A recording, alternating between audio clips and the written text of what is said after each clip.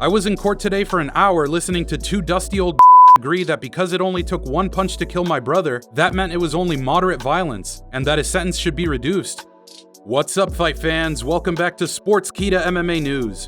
Cain Velasquez finally speaks up after getting booked for attempted murder. Sean O'Malley low-key disses Petr Yan for fighting with too much emotion. Thick boy Brendan Schaub goes absolutely berserk on Dana White for disrespecting the bantamweight champion Aljamain Sterling. Dan Hooker goes off on the New Zealand justice system for imposing a soft sentence on the man who murdered his teammate. And the killer gorilla Jared Cannonier tells Khamzat Chimaev to be careful if he moves back up to middleweight. All of that and more on today's edition of Sportskeeda MMA News. We always ask questions after every headline, so make sure you answer them in the comments. Let's get started. New details have emerged involving former UFC heavyweight champion Cain Velasquez's attempted murder charge. For those who don't know, on March 1st, TMZ Sports reported that Velasquez was arrested and booked for a shooting near a local high school. Allegedly, Velasquez shot at a man who had been charged with molesting a close relative of his. According to Nolan King, Velasquez had a plea hearing yesterday, and this is what happened. Judge Jose S. Franco has approved a motion to table the plea hearing for Cain Velasquez to Friday, May 6 at noon. Courtroom was packed with supporters including coach Javier Mendez and former UFC double champ Daniel Cormier, among others. At the plea hearing, Velasquez was seen signing "I love you" to his family.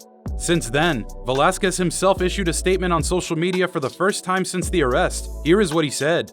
"To everyone that has expressed your support, my family and I will never be able to thank you enough. From the bottom of our hearts and the depths of our souls, we are forever grateful for your love. Your selfless gestures and kind words have given me strength in my darkest times. This story is complex and slowly unraveling as we speak.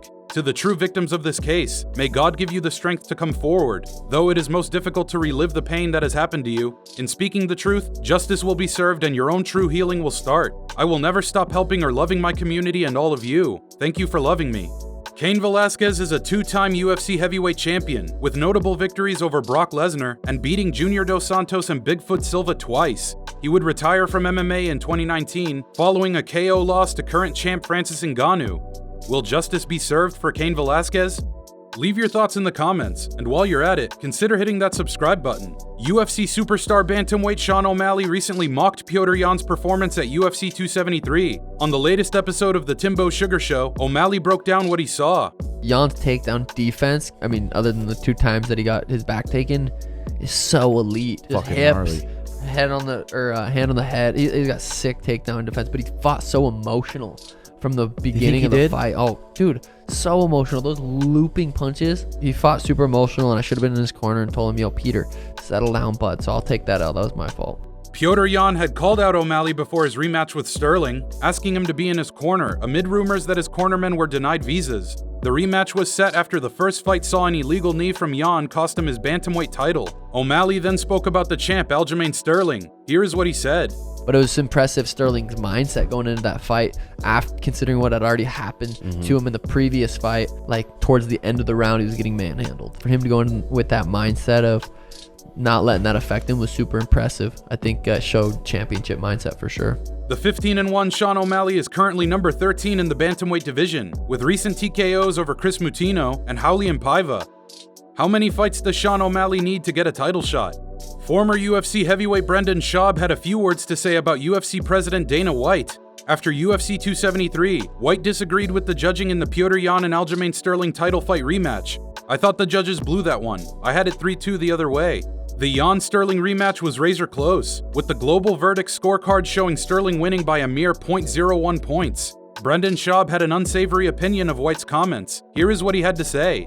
"When you're president of the UFC, you have a responsibility. So when you say the judges got it wrong on that one, well, now you Aljamain Sterling over. Now you him, because he beat the naysayers, he beat the haters, he shut everybody up, but now it resurfaces because the most powerful man in the UFC says he didn't win that fight, which you don't know what you're talking about. You're wrong, dude, and you the fighter over. Now he has to go back to the drawing board. He has to deal with more of this stupid hate. And why? Because he won 3 out of 5? Now you up the stock of Aljamain Sterling and you're wrong, dude.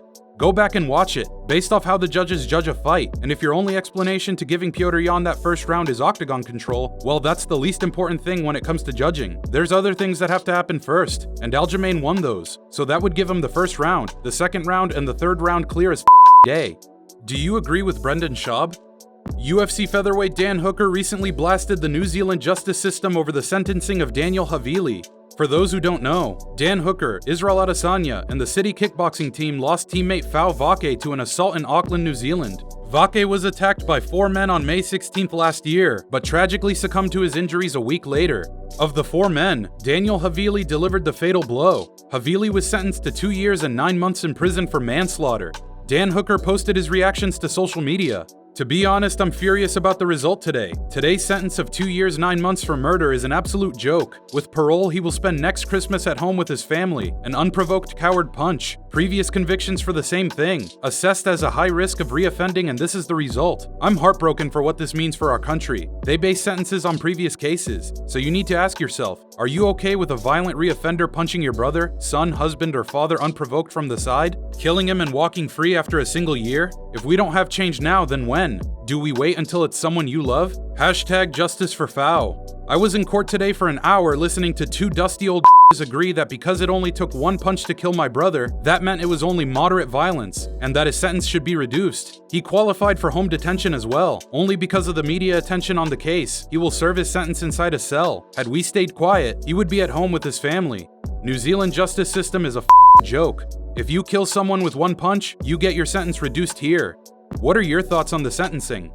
And last but not least, UFC middleweight contender Jared Cannonier recently sent a warning to Khamzat Chimaev. Jared Cannonier recently spoke with Helen Yee about his potential title shot against reigning champ Israel Adesanya, but also acknowledged Khamzat Chimaev's dominance at welterweight. Here is what he had to say. Now we're talking a different perspective here. Now when you're talking about him coming to middleweight, now you're putting him in my crosshairs, if you will, because I watch everybody at middleweight as a competitor, not as a fan.